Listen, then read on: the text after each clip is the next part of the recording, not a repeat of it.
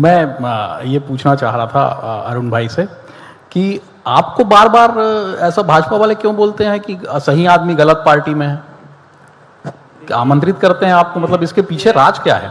ये भाजपाई जो है ना, वो हर बार बड़े मुंगेरी लाल के हसीन सपने देखते रहते हैं। और मैंने कई फोरम से इस बात को पहले भी कहा है कि मैं एक बहुत छोटा सा कार्यकर्ता हूँ अपनी पार्टी का, और मुझे समय समय पर मेरी पार्टी ने बहुत कुछ दिया है, और पिछले 40-50 वर्षों से एक निष्ठावान कार्यकर्ता के रूप में हम सब कांग्रेस पार्टी का काम करते हैं। भाजपाई जो सपने देखते हैं, बार बार इस तरह की अफवाहों को पैदा करने की कोशिश करते हैं। वो मेरे बारे में नहीं, बहुत सारे हमारे साथियों के बारे में भी करते हैं। तो मैं उनको आपके माध्यम से निश्चित कर देना चाहता हूं कि वो अपने काम में फोकस करें, मेरे तरफ ध्यान न दें। नहीं, पर मैं आपको कुछ उदाहरण देता हूं कि किस लिए ये चीजें होती है। एक तो वो आपका मंडलम सेक्टर वाला जो फार्मूला था, वो अब जीतू पटवारी मान नहीं रहे हैं, कार्यकारिणी में आपके लोग शामिल नहीं हो रहे हैं। ये इसका कारण तो नहीं है कि भाजपा को लगता है कि आप नाराज हैं? नहीं नहीं नहीं, बिल्कुल गलत खबर आपके पास है ठाकरे जी। मंडल सेक्टर का फार्मूला हमने 13-14 में शुरू किया था, और उसके पीछे लॉजिक ये था कि अधिक से अधिक कार्यकर्ताओं को हम लोग अपनी पार्टी की मुख्य धारा से जोड़ सकें।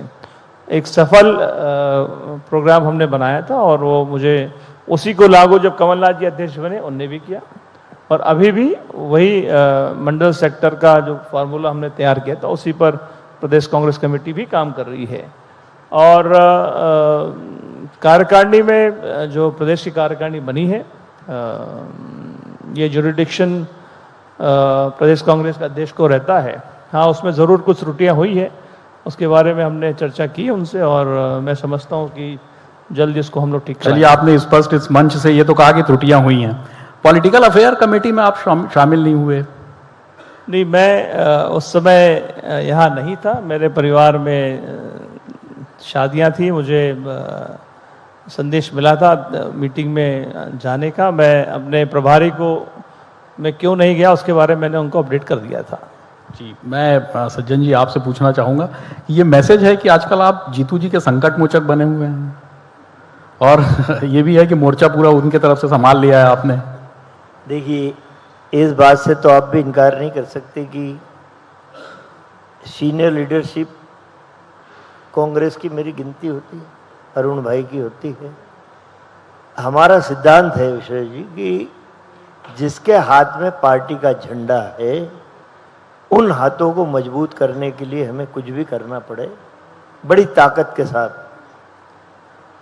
वो मैं अपने उस कर्तव्य पथ पे चल के, चूंकि अरुण भाई भी यंग, जीतू पटवारी यंग, ये जो हमारी सेकंड लाइन थी, इसको आगे लाने की मैंने भी काफ़ी लंबे अरसे तक पैरवी की, और मुझे गर्व है, खुशी है कि हमारे हाईकमान ने ये एक्सपेरिमेंट चालू कर दिया है कि सेकंड लाइन के लोगों को प्रथम पंक्ति में लाके उनके हाथों में कमान सौंपी जाए।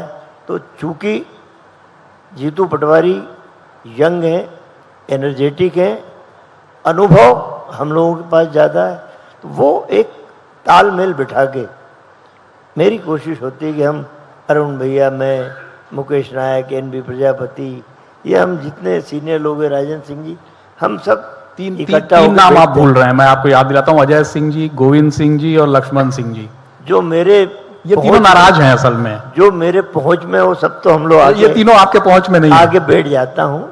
गोविंद सिंह जी बहुत दूर रहते हैं, अच्छा, सुदूर सुदूर अंचल में, और अजय सिंह जी का एक उन्होंने अपने आप को एक दायरे में मैं साहब को ही की दाद देता हूं आपके कि आप इस मंच से इतना स्पष्ट सबके बारे में बता रहे हैं। दायरे में उन्होंने समेट लिया कि उनको कुछ ऐसी ज़रूरतें अभी हैं जो राजनीति के साथ साथ उनके व्यक्तिगत जीवन के लिए भी आवश्यक है, अजय सिंह जी के लिए। और जब भी मौका आता है, उनके बयान भारतीय जनता पार्टी के खिलाफ आते हैं,